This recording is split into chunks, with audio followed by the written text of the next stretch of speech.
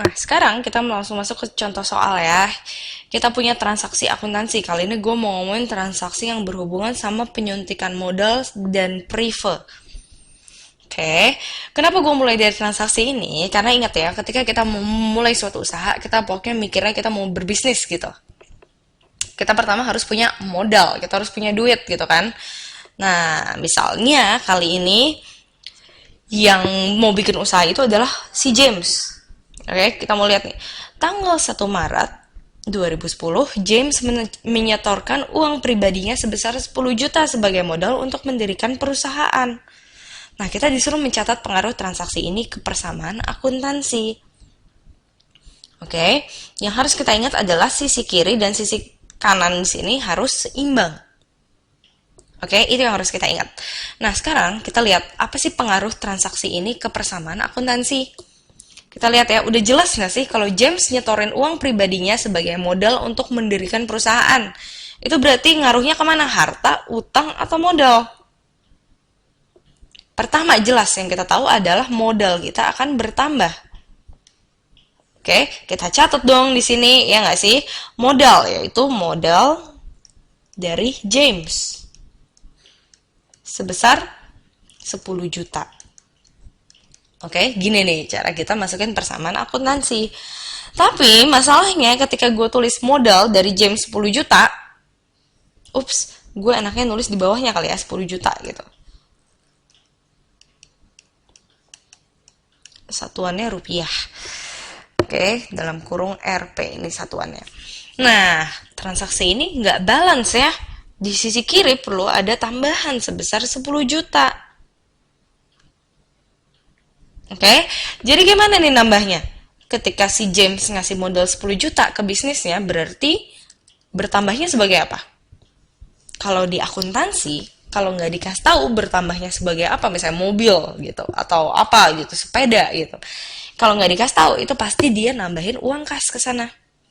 Kita nyebutnya menginjek ya, nyuntik modal. Yaitu berarti kita mendapatkan uang kas. Sebesar berapa ya? Sama 10 juta. Dari modalnya Pak James. Oke, jadi kita tahu nih, kita punya apa sih? Kita punya harta, asalnya dari mana?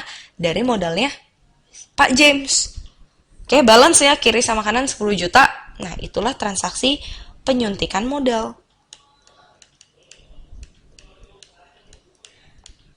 Oke, ini jangan lupa kita tulis tanggalnya, tanggal berapa? 1 Maret 2010. Oke, nah di judulnya gue kasih nama plus prefer. Prefer itu apa sih? Prefer atau yang di dalam bahasa Inggris adalah drawing, ini artinya adalah apa? Penarikan modal. Biasanya penarikan modal pribadi. Jadi misalnya ada satu keadaan, let's say tanggal 2 Maret ya, besokannya tiba-tiba James mikir, aduh, ternyata gue butuh duit nih 1 juta, ya, anak gue sakit. Nah, James nggak punya duit di tabungannya, terus dia mikir, oh ya udah deh, yang kemarin gue masukin ke modal gue tarik balik. Nah, itulah yang dinamakan dengan prefer. Jadi modal pribadi yang tadinya udah lo masukin, lo tarik balik gitu kan, atau dalam bahasa Inggrisnya drawing. Berarti kalau misalnya kejadiannya nih, misalnya ada kejadian tanggal 2 Maret, ya 2 Maret 2010, si James ada prefer sebesar 1 juta atau penarikan untuk keperluan anaknya sakit. Berarti gimana? Jelas-jelas namanya modal ditarik, berarti modalnya James berkurang dong. Gue kurangin 1 juta. Kalau di akuntansi, kurangin boleh pakai tanda kurung gitu ya. 1 juta. Oke. Nah, ini salah nih. Harusnya gue tulis dulu ya. Prefer gitu. Di atasnya prefer dari Pak James sebesar 1 juta. Ya.